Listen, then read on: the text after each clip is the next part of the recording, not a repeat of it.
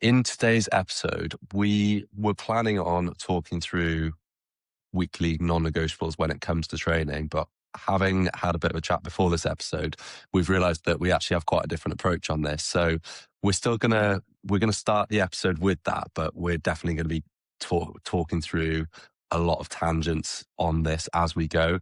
Because one thing that came up from our conversation before the episode was we sort of mentioned, well, we started talking about training non-negotiables and how you kind of set your week up from a training perspective. But then we mentioned morning routines and how a lot of people feel this pressure to have this morning routine set up and have all their shit together. But neither of us really have like a structured morning routine. And I think it's one of No. those things that you feel like you need this thing, but a lot of the time it doesn't actually serve you and it doesn't actually end up adding to your life what you want it to. So we're just going hmm to talk around that subject of like these things that people think that they need to have, but maybe they don't need to have. And we'll see where the episode goes. I'm looking forward to this one. I think the purpose of this really is to give people a loose structure.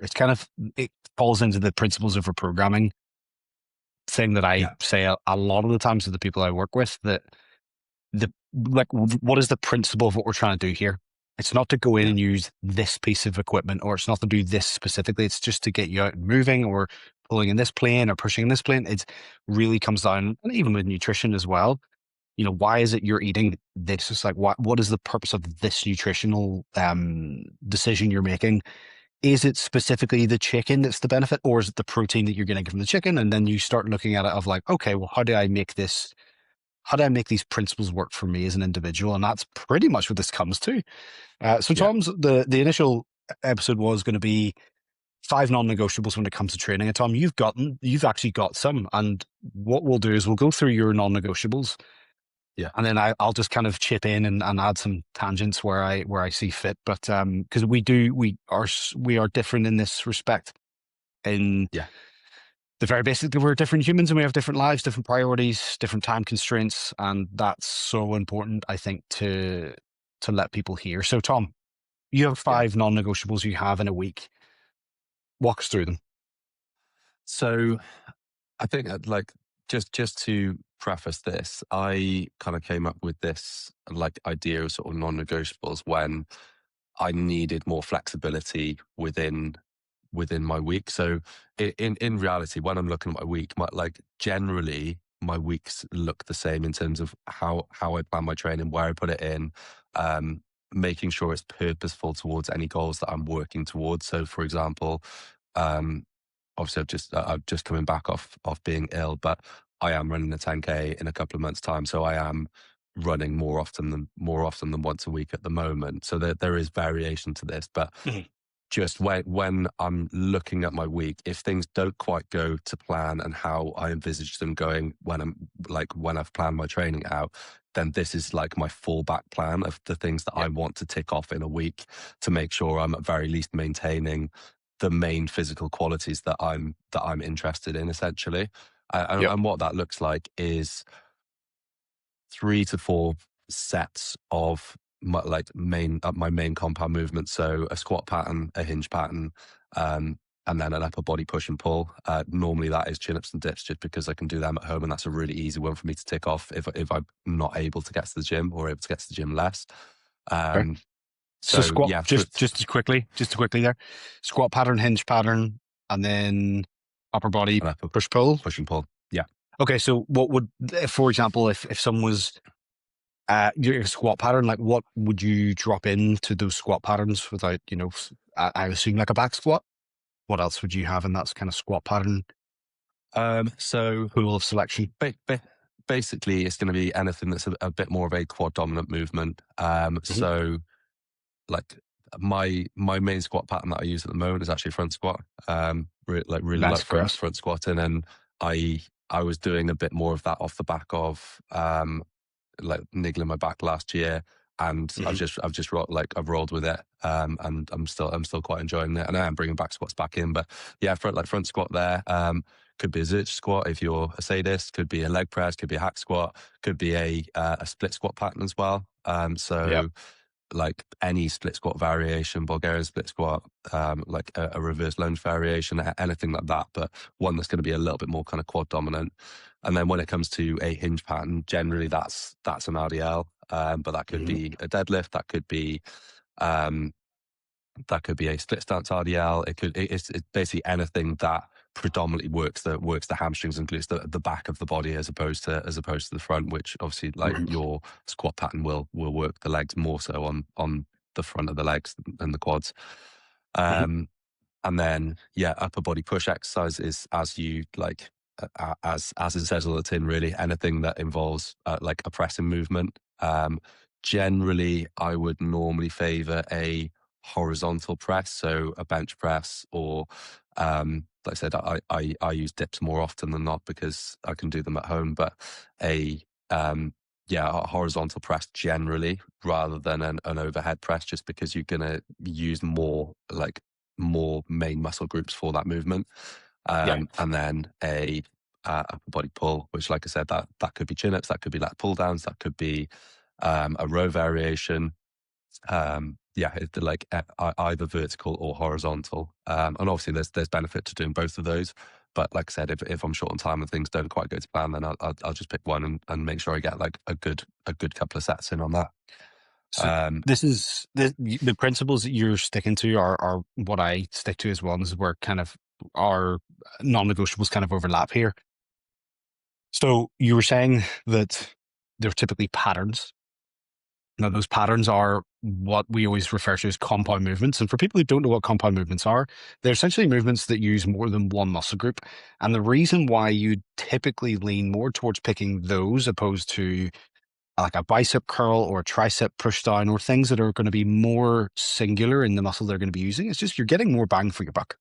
Like in a pull yeah, up, you're using your biceps, your back, your traps, your glutes, even to a certain. I mean, I don't know about you, but I squeeze my glutes when I'm training. Like again, they're not the directly trained muscle, but they're still getting some form of stimulation. And when it comes to time being a constraint, which let's face it, most people's constraint is going to be time, we're always looking to make the best decisions when it comes to not the best, but the more optimal. That's a better way of putting it. The more optimal decision when it comes to exercise selection. So if you're trying to get the biggest return on your time, the investment you're putting into this, it makes sense to pick compound movements as opposed to isolation movement. That doesn't mean that you can never go in and just do bicep curls. You do whatever you want. Like I think a yeah, big part of this for me, and this is kind of where my approach comes to, is I'll look at what's optimal. And I'll always gauge on, okay, well, what are my energy levels like? What is my enthusiasm levels like? And, this comes from not oh, I'm going to give myself a bye ball. I've been doing this been lifting for 20 years. I'm always finding what allows me to get something done rather than nothing. So sometimes if you haven't got yeah, the energy, going in and doing some isolation workouts, so doing an yeah. arm day, doing a shoulder day, it doesn't matter. Feels Like great. to me, it does. Yeah, it's fun. It's a nice mix from it. And I think that, what I really want people to get from this is that there's always going to be an optimal path. And that's what Tom's going to be talking about here from the perspective he's got of this, like, okay, bare minimum, what can I get done? This is the most optimal way of doing things. But I think we always need to remind ourselves as we're not professional athletes. We're not getting paid to train. Our physique does not really have any impact on our outside world other than our own confidence. And that's about it, to be honest. So we've always got to have at the foundation of what we're doing is, do I actually enjoy this? Is there an element of this that I feel like I'm getting something from? I always think people think enjoyment, like you finish a workout, you do a big freeze frame, jump up and kick in the air. Don't think I've ever done that before, ever. I don't think I've ever left a workout and been like, yeah, never happened to me. I've just been like, good. I did that. I did that thing. I did that thing that was challenging. And I think that's the biggest, you know, uh, have you ever finished a session and freeze frame jumped up, fist pumped? No? uh, I don't think so. Maybe No, maybe see, like yeah, a group session where everyone's kind of where worked it's more hard and that, social. like, yeah, Well, I that threw sort up of in the thing. grass. But Does that count? yeah, I threw up and nearly died in the grass. That it kind of depends. It counts. depends how hard it is, really, doesn't it? Because Yeah. if you're like How hard you lying on the jump? floor, gasping for air, there's no way you're going to get up and No, no, do a no. And jump. But yeah, it's just, yeah. Oh, yeah, absolutely stack it when you land. No, but I think the point I'm really trying to get at is that, when I refer to fun in the gym. It's a different type of fun, I think. It's a different element. Like for me, fun is playing video games, hanging out with my mates. Like, that's what I generalize as fun. I think the gym falls into a different category of fun. But at the forefront, you should be always trying to prioritize. Again, if you're not a professional athlete, which I assume you're not, you should be trying to prioritize like, okay, what's going to actually get me there? And I think, the enjoyment of it is it has to be key. But falling back to what we're saying, Yeah. compound movements, generally the best place to start if you're looking to get the most out of your time.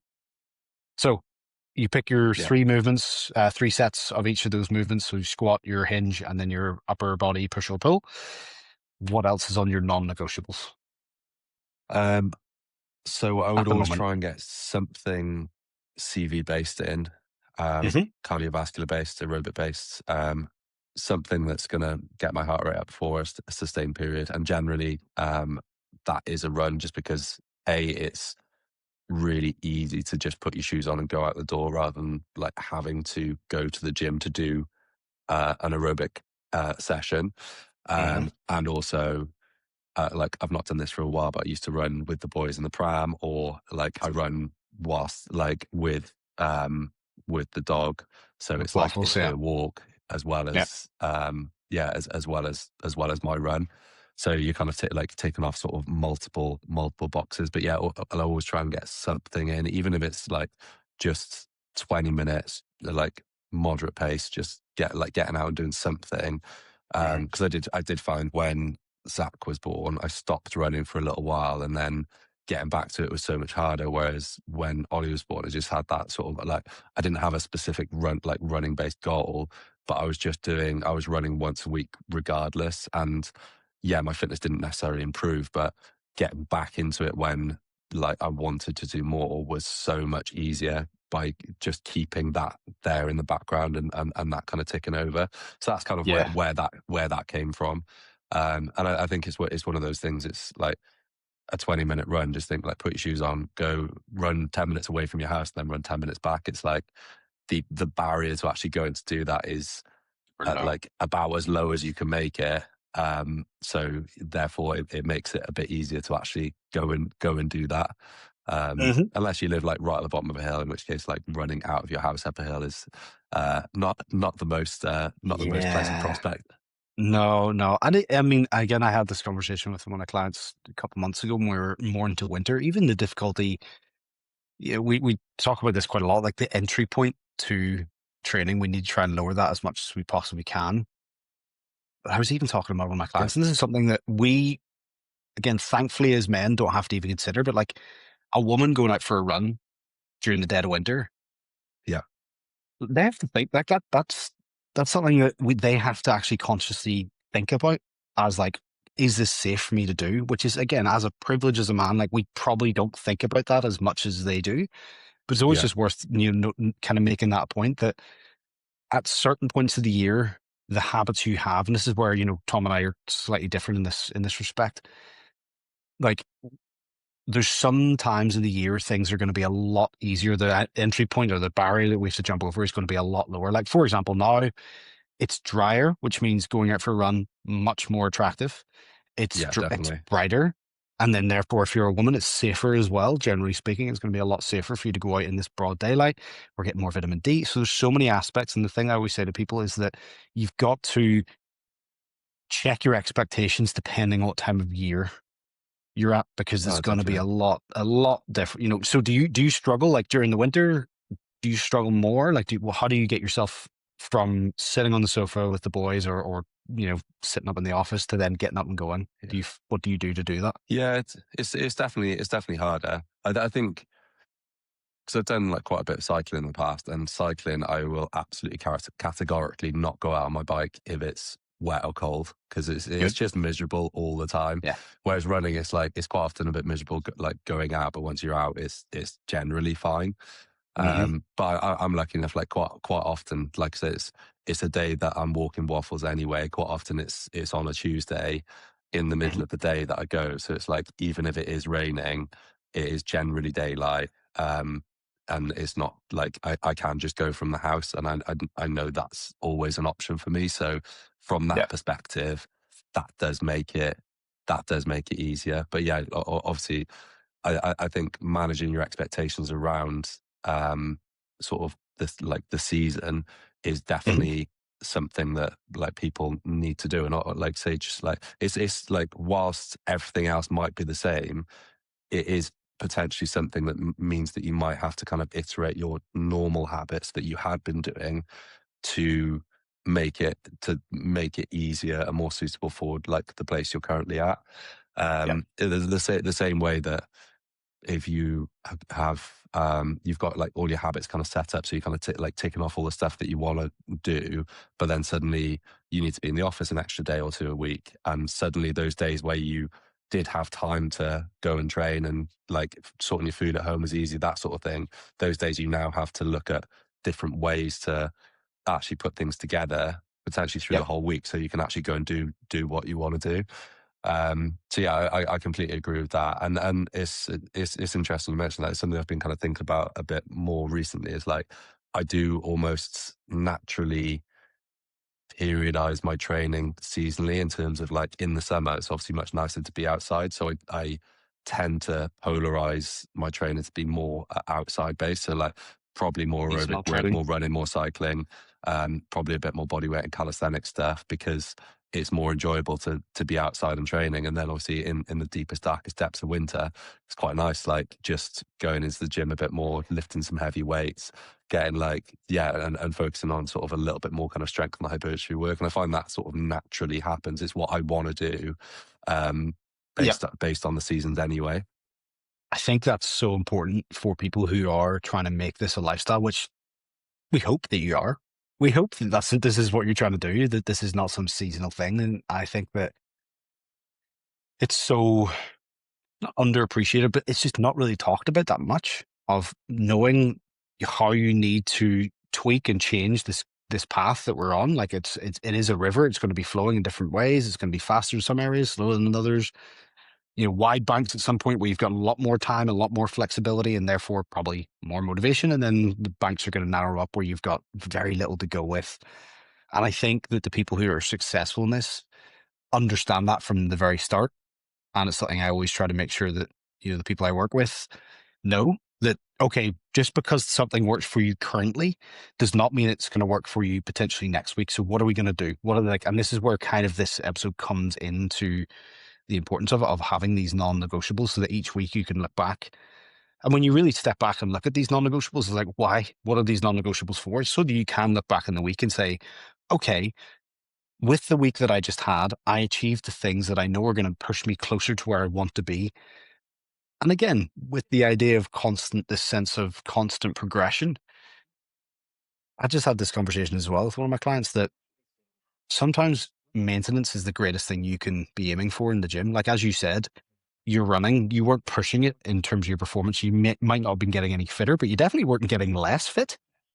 Yeah, Do you know what I mean? Like, being able to maintain is such an important aspect of this. And it's something that I think is woefully under talked about, of how do you maintain, how do you hold the fort, how do you defend your footing right now without feeling yeah, like you're slipping back? Because I think we got this sense of pressure, especially when people are working with coaches like ourselves. You paying to get a certain place, but I think it's super important to be taught about all the potential paths that you're going to have to tread to get to that place. And again, this is not a this is not a destination like thing for us. Like, there's no, oh, we've completed the gym, we're done. I got to a certain level of fitness, I'm done. It's this constant evolving process. And I think it's really important we focus on that process of, okay, sometimes part of the process is going to be hold the fort, try not to regress. You might not progress, and that's fine because that's just what being human is. Your life is going to be yeah, changing constantly. And there's actually an interesting fact as well that I think a lot of athletes, when it comes to training, they only plan about 6 weeks blocks. Have you heard this? But 6 weeks is like as far as the human mind can project ourselves into the future. Because if I say to you, right, Tom, what are you going to be yeah, doing later on tonight? You've got a yeah, fairly good idea of what you're doing tonight. Okay, what are you doing this weekend? yeah, Again, you're like, well, we're going to be doing this and this and this. What about 6 months' time? Yeah. You just can't see it. Your brain just can't go. There's so many Yeah. potential variables that get into that thing that our brain just sees it as fictional. So breaking things up into 6 week, blocks is actually a really good way of looking at things because we cannot see any further than that. So I always think if you're going to set yourself these goals, do them in little 6 week blocks. Like what do I want to have achieved in these 6 weeks? What are the non-negotiables I will need to have in order for me to, have achieved what I want to achieve in 6 months and sometimes, or 6 weeks, sorry. And sometimes that is just the next 6 weeks of my life are going to be crazy at work. What are the things I need to do to be able to look back in those 6 weeks and be like, despite everything that's going on, I did a good job there. So I think this Yeah. is kind of the core principles of what we're talking about in this episode. So Yeah. you've got And your core. just on that, mate, Mhm. I was going to say, I think being at maintenance is quite hard mentally sometimes, particularly if you're going into a maintenance phase from a phase where you've made quite a lot of progress in a certain Oh area. yeah. um, because you're used to seeing like either the weights ticking up or the scale ticking down, or like you're used to seeing all these metrics of progress, and suddenly that's not happening. And Mhm. I think that's like another reason that this sort of the kind of weekly training non-negotiables works so well, because it takes the focus away from the outcome, and you're just focusing on the process. Process. You know, Yeah, yeah. but by doing this, that you're like at very least going to maintain where you're at. Yeah, you might still make some, like incremental little bits of progress, but it's going to be slower, and you're not going to realize those things straight away. So it's going to be it's going to be quite hard to, like, if you're someone who is constantly used to seeing that progression coming through, it's probably going to be quite hard. But I think, Mhm. like I said, in those instances, focusing on the process, and like every week just ticking off the stuff that is going to move you forwards, or hold you there. That's where this comes in. Yep. Yep. No, I agree completely. So you've got your three main lifts. You get your cardio slash CB. Yeah. What's another non-negotiable for you then? So obviously those two have kind of, we've ticked off strength and hypertrophy, and like aerobic base with those Mhm. first two. Thirdly, I would always try and get in 10 minutes of like plyometric or jumping work within a week, Mhm. um, which quite often I plan to do on the days that I run as part of a warm up. Um, the plyometric sort of things. Basically, a lot of people think of plyometrics as box jumps, Box jumps. Yeah. Yeah. but but like true plyometrics actually have a very short ground contact time. So you're basically getting on and off the floor very quickly, Yep. which obviously you don't get when you're doing box jumps. And a lot of the benefit from plyometrics comes from the landing phase, because you're rapidly loading your tendons. Mhm. And obviously you get a certain amount of this from like when you're doing running, or if you play a recreational sport or that sort of thing, you'll get a decent amount of low level work on this. But actually being just specific about adding that in is a really good way to, like I said, at very least maintain your ability to generate force quickly, or your power output.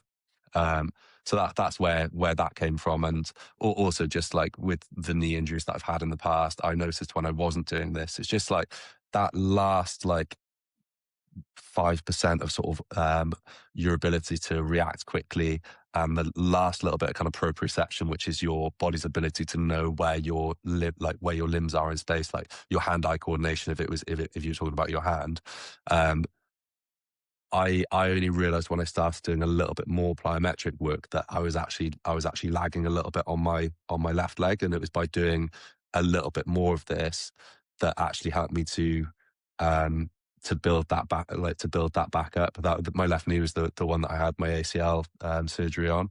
So it's for me, it's given me more confidence um in so I guess my knees and their ability to take landing forces. It's really good from an efficiency perspective if you look at like the carryover to things like running, because rather than like planting your foot and absorbing a lot of force, you're basically just like you're you're retaining that force because you just like basically like keep it like, yeah, you're not losing that force into the ground.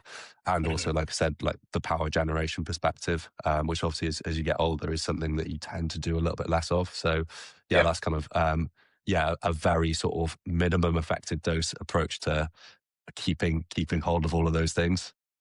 Plus, you're kind of tying into what I was saying earlier, whereas I know that that's fun for you because it's fun for me. I think, especially after Yeah, you've done something like an ACL tear, like we've both done.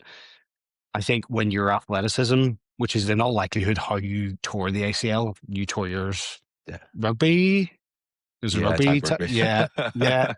I tore mine playing American football. So typically speaking, you're doing something athletic, which is how you tear your ACL in most cases. Yeah, When that's taken away from you, and then there's a severe level of doubt about whether you can get back to that. I think there's an element of you that enjoys the fact that we can now do those things. Like I've been like a giddy school child with my shoulder recently because I've had the last 15 months of my life, I haven't been able to move my shoulder the way it's supposed to move and should move. And now I can move it. I am so happy. And I think there's an element that you just enjoy. Like to the average person, there's benefits to jumping and doing plyometric work, but it's not something you see in a lot of people's training. And I think an yeah, element of that, it should be included. But I think, one of the reasons why you potentially have it as a non-negotiable is because of the enjoyment you get out of it, yeah. which is great. But there's also then the carryover of all the benefits it's having to you. But would you say for the most part, you do it because you simply enjoy it? Yeah, I think there's definitely an element of that, and I think it can be. So it's like it can be fun to do, but I think like part of the enjoyment is like the exploration of like a slightly different movement pattern or a slightly different bit of coordination or just a slightly different challenge. Because like yeah, there's ways you could set it up that like you set yourself these challenges and you end up overstretching and kind of injuring yourself. But there's definitely loads of ways you can kind of challenge yourself to have a little bit of novelty within what you're doing, um, and like that makes it fun to do. Um, so Kind of what whether I was that's saying sort of earlier. Yeah. setting a marker on the wall and being like, okay, cool, I want to try and jump and hit that, or Yeah. yeah, I think just like setting yourself little mini goals within your training makes again, yeah, it makes it more engaging, it makes it more enjoyable, and then like you say, it's also by doing that, I know that I have more capacity to go and like whether it's playing with the boys or like just going out for a run or all of that stuff then feels better and more enjoyable to do as well. Yeah. And there's another element of it as well that, as we get older, well, they say that one of the most devastating things that can happen to you as you get older is a fall. And if you've Yeah, literally been training your entire life to be able to change direction, be able to have that, what you were talking about earlier, that proprioception, I think hand-eye coordination for the body is a great way of putting it. Having that better body coordination is going to massively reduce your chances of falling. And that's something that, you and I are not going to have to worry about for a while, yeah, but it's hopefully.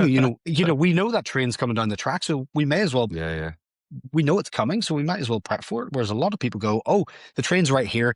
Better to start doing something now. Instead of yeah, we're like taking proactive measures to be like, okay, a lot of this is fun, but there's also some huge payoffs to it. And as you're saying, it's, mentioned earlier that fun from training is a different category of fun. And I don't want people getting into this with the idea of like, oh, they're having so much fun. It's yeah, different. yeah, There's different levels of fun. And there's yeah, just this element that you were explaining of this is a little challenge I set for myself.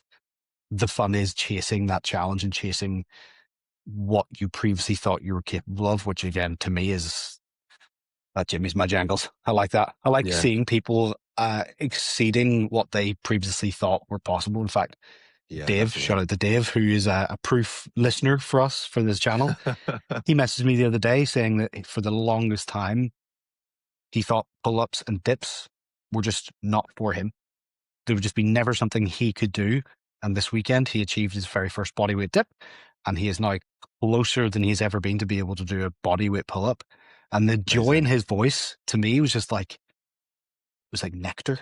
It was just like, oh yeah, Yeah. give me that sweet confidence, Dave. Like, because it was great, because you could hear it in his voice being like, I never thought I could do this. And Yeah. that's where I think we derive that fun from. And again, I'm air quoting on a podcast, but I think that's where the fun comes from. So Yeah. I think you there's probably a distinction between fun and in like enjoyable, enjoyment, or like take like deriving enjoyment from it. And yeah, like, yeah, probably training not that often will be directly very fun. And like maybe sort of hmm like learn a new skill and that sort of things. I think that there is an element there that can be fun, but more often than not is that enjoyment that you get from it. From well, like maybe it's not in the session itself, but it's like over time seeing the progression, knowing that what you're doing is purposeful and moving you towards the like where you want to be, and that sort of things. compounding factor. Yeah, because I don't think I've ever left a session, as I said, and done the freeze frame, jump up and punch the air. But I also know that by doing those sessions over and over again, it gives me more opportunities for that to potentially happen. Like if I climb Yeah, something or I do something physical and I'm like, that's because of all of those individual yeah, things that have just strung together to compound into this incredible event that I've been able to do. Like a random tangent here. But the TV yeah. show I did back in 2018, I went over and did a TV show called Through over in Spain. It was actually, in fact, it would have been this time. What was that 6 years? No, how many years ago was that? 8 years ago? 8 years ago. Because I did it on Wow. my birthday. I did it on my 20th birthday. I was jumping into a pier in the middle of Spain on my birthday. But things like that. Like in on that day, we had to jump into a pier, swim across the pier, and then climb out without using the ladders. I just had to literally climb up, just sheer face. And then I had to climb over fences and all that stuff. But I realized that there was not a single workout that allowed me to do that. It's all those compounding workouts that allowed me to have that much fun Yeah. because my body could allow me to do those things. So I think that's kind of where, yeah, fun's an odd one. We kind of push it into this area to try and describe it, but it's actually a pretty crude way of describing what you actually get out of the gym. I think it's more rewarding. I think would be the Yeah. more Fulfillment. accurate fulfillment, rewarding. Yeah, but it's be a weird way of describing your workouts. Do you want to have a fulfilling workout? Do you want Yeah. like Don't go sounds weirdly dramatic. sexual? Yeah. It's an odd sexual spin to that one. I'm like, well, okay. So I'm gonna before we go to your other two non-negotiables, would you rather be a professional athlete in your least favorite sport, or be a mediocre performer at your favorite sport? So let's give this some real clarity. What's your favorite sport um, as a professional? Like it's got like to be rugby. rugby. Okay, Yeah, so it's got you're like you're kind of just like you're mediocre at that level, which is still yeah. arguably incredible. Or what would be your least favorite sport? Um, Darts? No, darts can be quite satisfying actually. And is it a sport? I mean, I've never found that particularly satisfying. Uh, Would it be? what about like curling? Like ice, the curling where you get to Yeah, scrub. yeah, That looks fun though, to be fair. yeah. Yeah, that's the thing. It's like, and Any I don't sport would know what. be, Yeah, if you're at that level, they'd always like you're obviously very accomplished and very skilled as it. So but it'd be so boring for you. yeah, so Oh, you're that good. They're so boring for you. it's that, yeah, There's no like challenge anymore. no challenge whatsoever. You've won Um, before you've even gotten there because it's just like, I'm yeah, trying to think what my least, it's hard to say, isn't isn't it? it? It's a good What's the one least actually. favorite sport that you've actually played? Probably. Oh, okay. What have I played? It's a good question because all the sports I've played, I've wanted to play them. Yeah, Tennis, I would say tennis is probably my I least favorite. I was literally just thinking that, but I think the reason that I dislike tennis is because I I'm not wasn't very good at it. good at it, and I Yeah, never got same. over that hump of being like good enough that I could actually feel Resent it. like I could go and Well, play it. But Well, then okay, if I was actually good at it, I think I would enjoy it. yeah, that's the problem with this one, isn't it? So be mediocre. Okay, I would say mediocre at my favorite sport, I think, which would be American football. Yeah, Because I love American football. I love so many elements of it. Like I think I would enjoy just being around that environment more than I would enjoy being around tennis players. yeah. I'm picking tennis because I have no other, because I wasn't good at it. I didn't spend enough time getting good at it and have no interest in it. Um, Plus it's just a lot of running around and sometimes maybe getting the ball over the net and then you hit the net and it's frustrating. They've also got the other element of it. They've literally got a, a thing in your hand that in frustration you can just smash off the ground, which admittedly is not a good idea if you get Yeah, so full of rage like I do after I'm not good at something. I'm no, gonna pick mediocre at my favorite sport just because I just yeah, I yeah, I think so. I think mediocrity is something I could accept. yeah, That's a yeah. weird sentence. Didn't I expect to say that think, today. to be honest, I think I would probably go with the same. Um, Mediocre at rugby, but still be yeah, enjoying the whole process. Yeah. Plus, it's a yeah. team. There's another I element think like being a part of a team. I think probably the only reason that you would choose the being the best If at the it's sport well you paid. hate is, yeah, is like if it's well paid or it's like it's a status thing that you're after. Which obviously, like if that's what Fine. drives you, then like cool. But yeah, I think yeah, choosing Thing the you're more enjoy passionate like about. the enjoyment is probably what I would do. I agree. I agree. Okay, so we've been through your three. So what are your last two non-negotiables? So one at the moment is just get in and do one BJJ session per week. That was kind of my one of Brazilian my Jiu-Jitsu. Hmm. Brazilian Jiu Jitsu. Yeah, it's my New Year's resolution. So I've been kind of putting it off for ages because I basically I was just holding myself back. So I was like, I don't have time to do this more than once a week, and therefore I'm not going to Not worth it. progress with it and get the most out of it.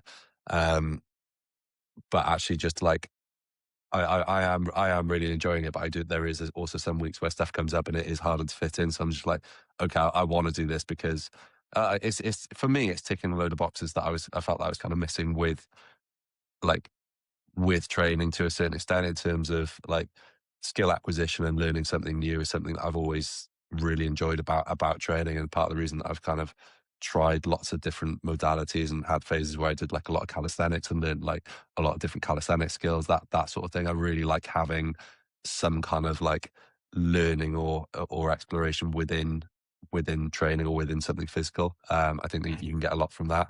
Um, the challenge side of things as well, and just like pushing myself a little bit on something, and then also like the community side of things. Oh And yeah. generally, like Brazilian Jiu Jitsu, for the most part, is the the community in most sort of in most clubs is amazing, and it's like yeah, like really good group of people. Like everyone's there to kind of learn but have a good time and enjoy it. So yeah, all of those things were kind of missing a little bit in my training. 'Cause for like not always, but for the most part, I train on my own, as Yeah. most people tend to do. Hmm. So yeah, that's one, and then the last one is just it's not really a non-negotiable, but just like get outside and make sure I'm being as active as possible on a daily basis. Hmm. Which like yeah, it's I guess less specific than the others, and tends to happen like regardless. Naturally. And maybe that doesn't need to be on there. Um, No, I think it's a priority though. It definitely becomes a priority because we need to get outside. Like I think, you know, getting just literally outside into the fresh air can make a big difference in your day. In fact, one of yeah, my clients, I literally told her that was her main priority over the next yeah, couple of weeks is just get out, even if it's just for 5 minutes, just get the fresh air in your face, get outside into the air and just expose yourself to that. Cause like we need to, like, that's what humans are yeah, designed for. Like or the reason why our skin is the color it is to absorb vitamin D of the little we get over here. But this yeah, design, that's why skin color is the way it is designed. It's to literally absorb light from the sun. And if we're not out there getting it, you're not going to feel great. I think it's just important to just get out of our caves from time to time and you know let the wind or rain, or sometimes Yeah. both, hit you in the face, despite Yeah. how gross it is.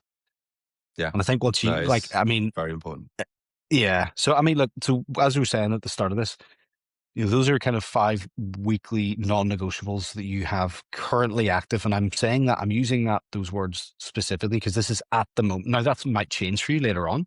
And that's Yeah. kind of the point of this, is that these will always change. You'll always have to adapt them to what you're going through in life. And this is where coming onto this podcast, we were originally going to do five my non-negotiables, which was your five non-negotiables. I said to Tom, like, I don't have any.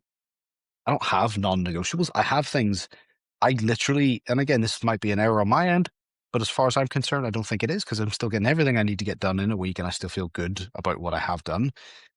But I just don't have the same structure and routine that you do because you have children and I don't. And that's a huge element of your time and your priorities that I don't have to think about. Therefore, it makes sense for you to have these kind of like set structures in your day. And basically, what I'm getting at is that different strokes for different folks. Like, my situation does not mean that I have to have these non-negotiables. So don't think, listen to this podcast, oh, I have to have non-negotiables. Some people Yeah. will need to have them more than other people need to have them. Your time is not something you get to be frivolous with. You have to have a fairly well structured week because you have different priorities than me. You've got the boys' school to Yeah. worry about, you've got their And bedtime to look after, and that's something I just don't yeah, have. so So it's like it's the time thing, but it's also um the chaos that comes with that as well. And it, like, obviously everyone can have different weeks, but just like, obviously we're coming out of winter now, but going through phases where like people are getting ill or that sort of thing, it obviously changes the time that you think you're gonna have. So yep, for me, it's sort of, I think it's quite useful if you're in that situation where and you do potentially have a bit of an all or nothing mindset, to have like, okay, this is what I'm setting out to do. Because like I said, this isn't necessarily how I plan my week in terms of training. Like, all of those things that are planned in there, but it's just like, okay, if what I had planned doesn't end up happening, then I've got a fallback fall plan back. of like, okay, this is like the low level, like the lowest level that I want to I want to maintain. Yeah, Um, so that would be how I sort of frame it. And like I said, for me, yeah, those things are the things that help me just maintain the main physical qualities that I'm interested in. and you and that's prioritize. Yep. that's why I've chosen those to be there. Yeah, I mean, ultimately, the reason why you're making these decisions is because they're important to you and as an individual. There's things that you prioritize, and you understand that in order to continue to be who you want to be, these are the bare minimum of what you need to be engaging with in a week.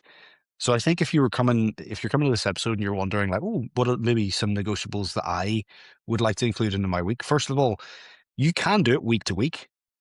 Yeah. That's kind of what I do. I look at how my work week's falling and I'm like, okay, this week I can see that it's more likely for me to hit 3 sessions this week than 4, because Yeah. I've got a busy weekend this week. It's my birthday on Friday, so I'm going to go to a spa. So I'm going to have to play around with that. So Very nice. each week, I know, thank you, so bougie. So each week, maybe take 5-10 minutes on a Sunday or whenever you get time to yourself and just think, right, what is, who is it, who am I trying to become, or who is it that I would be proud of, in terms of, if I look back at my week and be like, I was proud of the fact that I did those. And this is all comes from identity based stuff. If you can tie in the reasons why you're doing something to your identity, it's hard to stop someone in that case. Like, I think that's the best way you can frame things. So let's say, for example, you're looking to lose weight and you're currently not on a composition that you're that happy with. What is it that someone who is leaner and has a healthier lifestyle that you would like to emulate? What is it that they do in a week? Are they sitting for 6 hours watching TV? In all likelihood, probably not. Are they being as active when they can possibly be? Probably. Are they taking the dog out for a walk? Maybe going a different route and maybe try and go a little bit further than they normally would? Probably. Are they weight training more often than they're not, in terms of in a week? Again, this is just a side note here. Training more is not better. Training consistently is better. So Yeah. are you training once, maybe even twice a week? bearing in mind that one is 100% better than zero. You've got to look at the habits and the the traits that this person you're trying to work towards becoming. And that sounds a bit cliche, but you know what I mean by that. Like, do they drink enough water in a day? Yeah, of course they do. So focus on drinking water. Do they let their meals decide when they're going to be eating them, or do they decide I'm going to have 3 square meals a day and I'm going to prep this and I'm going to do my best to hit this and I'm going to stick to these principles for this and there? Try to look at your week in that way. That's kind of what I do. I look at my week and go, okay, what are the things that I value? So one of the principles that I have is I like to paint at least once a week. And that's nothing to do with training. It's simply because I Yeah. enjoy it and I enjoy that process and it's calming for me. And I like looking back over the week and being like, oh, I'm chipping away at this project I'm working on. So I think, this is where you and I differ in this sense, but there's not one right way of doing things. It's just individual to you. But I'd say if you're looking to do this, base most of your non-negotiables around the things that you know you'd need to be doing if you're trying to achieve X or Y goal. I think that's kind of the best piece of advice I can give in that. But Yeah. yeah, I'm not gonna And I'm not gonna lie to you and be like, oh, I've got like 5 things I do, and this is I wake up and splash lemon water in my face, and then go for a jog, and I don't do any of that stuff. Like I'm just not that guy, and I used to feel guilty for not being that guy. So I'm yeah. assuming that people listen to this podcast have maybe felt the same. Like, have you ever looked at someone else's routine and gone, oh, I feel bad I'm not doing that, just out of Yeah, curiosity? definitely. I think there's like, and that's one of the things that social media does a lot of the time is like, it makes you feel like you're falling behind or you should be doing more or like that sort of thing. Yeah. And it's very easy to like look at what other people are doing and like you say, you then feel guilty that you're not doing that. But it's it's really important that you choose the stuff that is actually going to positively benefit your life. And we were talking obviously about morning routines before the podcast started, and I think that that's something that so many people kind of buy into this narrative that they need to have a more like a really structured and rigid morning routine. And then like if you tick off all of the things that people like should be doing in their morning routine, it's like going to take you an hour to journal and meditate and do some yoga and have your lemon water splashed in your face and do your face Some bathing is hand one to of your the things that clothes. like Yeah. yeah We're thinking about the exact and same video. Yep. yeah. um, but and obviously that like all of those things are beneficial and how it like can have a positive effect when they're used in the right way and in the right context. But having this long list of things that you feel like you have to do in the morning invariably sets you up to fail. And Hmm. like 99% of the time, you're just going to start your day on the back foot because you already feel like you've not done what you set out to do because what you set out to do was completely unrealistic. Like, particularly Realistic, yeah. if you have kids that you need to be up with in the morning. And that I'm sure Well, just like any just parents wake listening up to an this hour know. earlier. Yeah, just wake up Yeah. an hour earlier. Tom, how hard is that? Just wake up earlier than everyone else in your house. Yeah. Spend an hour doing all those frivolous things, or maybe just get that hour of extra sleep, which we both agree with is way more beneficial than any nonsense you'd be doing in your morning routine. Yeah. But yeah, just wake up an So hour earlier, dude. Well, it's not that hard. yeah, yeah, easy. Yeah. Um, one thing, one like the one habit that I think is probably the best for any parent who does have young kids, um, is just have a pint of water when you first wake up because that's something that like most people don't do enough, and it's something that you can actually like anyone can go and do first thing in the morning. Because I think like yeah, anyone who does have kids will know if you're waking up trying to get yourself ready for work, getting them ready for school or nursery or like whatever you're doing in the day, getting them out the door on time with like breakfast and potentially packed lunches and whatever else. It's like like that time in the morning just gets completely swallowed and it's always Yeah. a bit hectic.